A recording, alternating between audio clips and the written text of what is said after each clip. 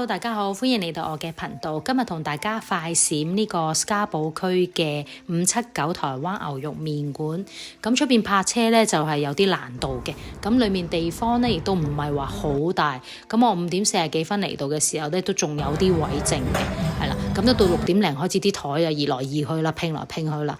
咁台頭呢，就有3個醬呢，咁佢就有教你點樣做，即係順序落個湯度啦。咁你台頭嗰度有 QR code 啦，咁你可以掃啦，或者叫 staff 幫你落單嘅。咁我最主要嚟咧就因為之前好多人 share 咧就嗰個牛雜啦，所以我就試咗呢個牛雜麵嘅，係啦。咁就有牛肚、牛腩、牛筋，咁每個餸佢有2件嘅，咁菜都係有2條啦。咁我朋友就試嗰個叫做又係乾撈嘅麻醬嘅牛雜麵啦。